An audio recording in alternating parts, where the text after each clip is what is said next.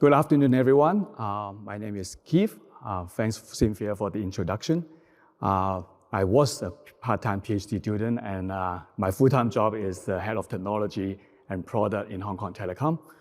I'm very honored to be able to present this paper, which is a joint effort with YuTong Zhou, Zhang from Chinese University, Jiacen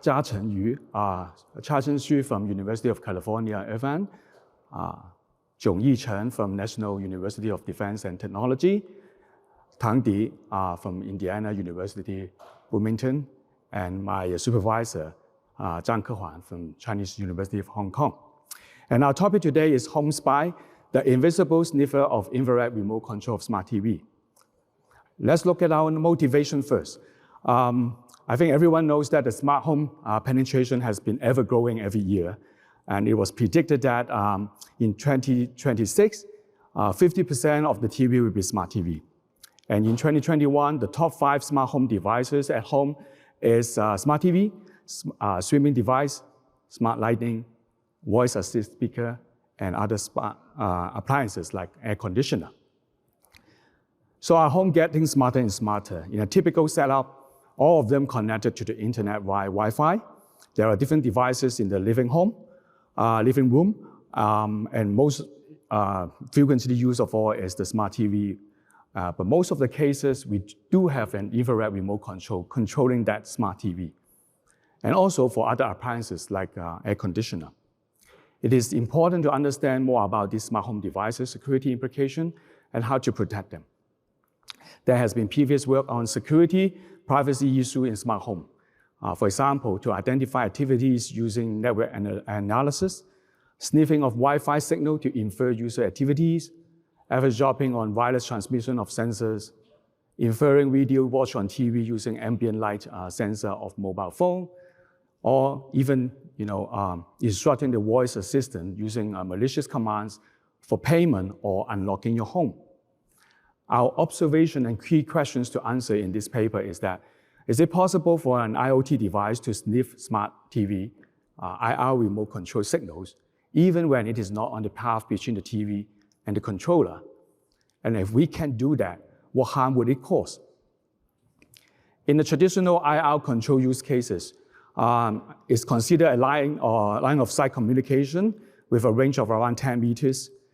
The attacker needs to stay very close to the victim, which means it's very unlikely or a high cost of attack. On the other hand, even though they can sniff the signal, the IR commands is mostly used for changing channels and volume. So it has low value of privacy data. Therefore, the IR communication at home is considered safe and secure to the extent that even no data protection is needed. We want to revisit the security implications of IR communications.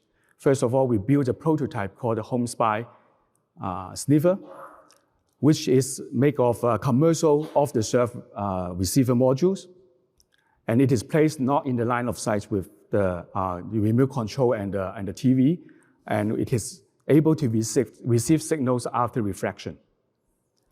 For smart home devices with IR receiving capability, actually it makes the attack possible remotely because the smart home IoT devices is connected to the internet.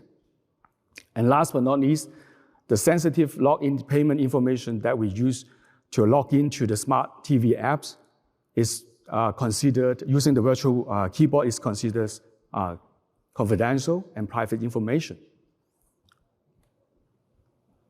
If we look at the step back and look at the infrared remote control, there are a few common protocols, like the NEC protocol or the Sony protocol.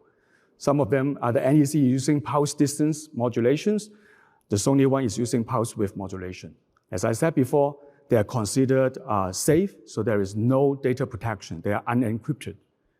And they built in a mechanism that, because to ensure that the communication is more secure, more reliable, they do transmit the command twice, or even as long as you press the button. And that actually benefits the attacker. For smart TV, which we use every day at home, there are 4 major functions. First of all, we can use it to watch TV using a built-in tuner. We can also connect it to other HDMI devices. Because it's smart TV, we have to do the settings, right? So we have to log into the Wi-Fi and also maybe to the smart TV OS. And last but not least, the smart TV apps. At the time of our research 2 years back, there are top popular smart TV apps. And you can see they support more than one login method.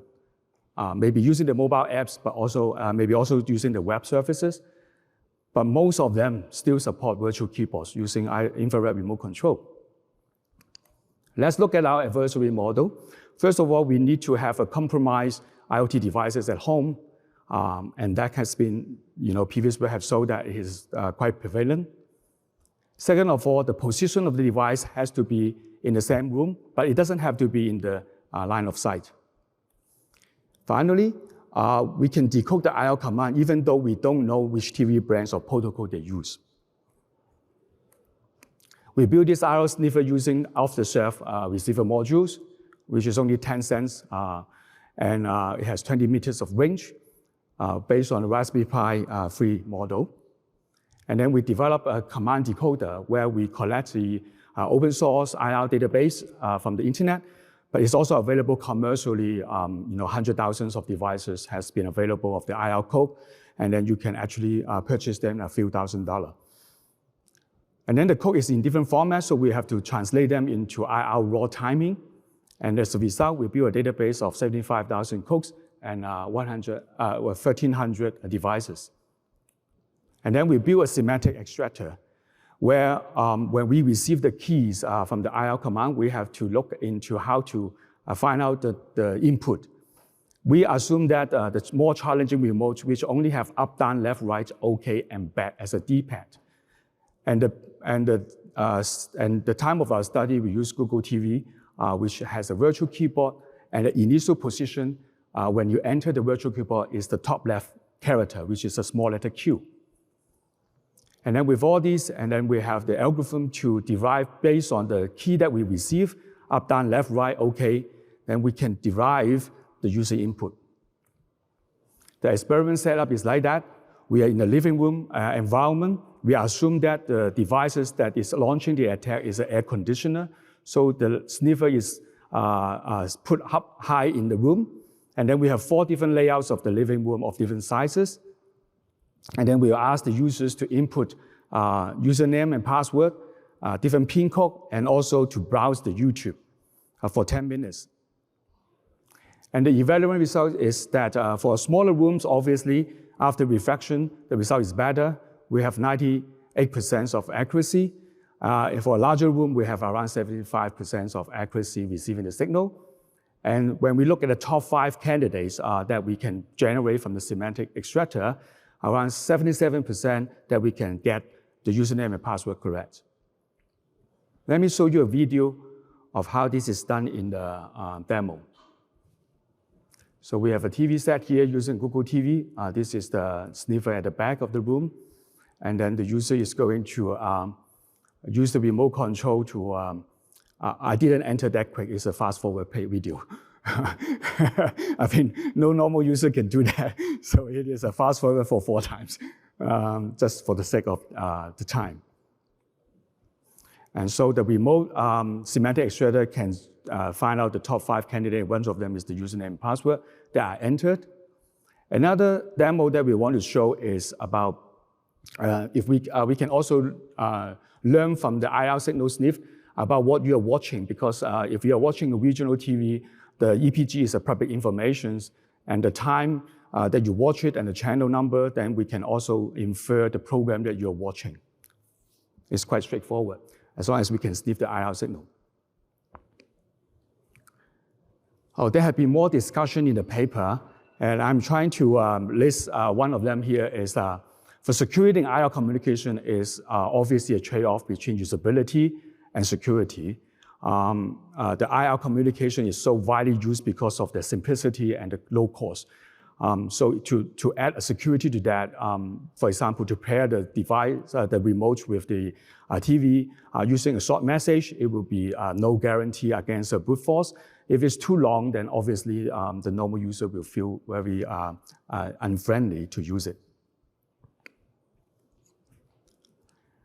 So our main contribution is that we examine infrared remote control at home.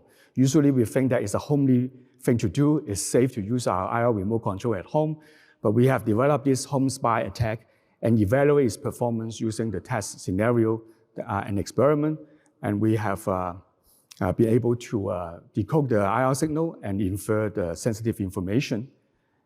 It is a new IR sniffing attack, a new attack vector to show that with a smart IoT at home, connected to the internet with IR receiving modules, if those are being compromised, it can actually reproduce the key remotely and then leak your sensitive information to the attacker. It's a new threat to the smart home security because although we have so many new devices at home, those devices usually has backward compatibility to support IR remote as well. They have to support universal remote control, for example. So that means this vulnerability is still valid going forward. So this is our main contribution. And with that, I would like to close my presentation and welcome any questions you may have.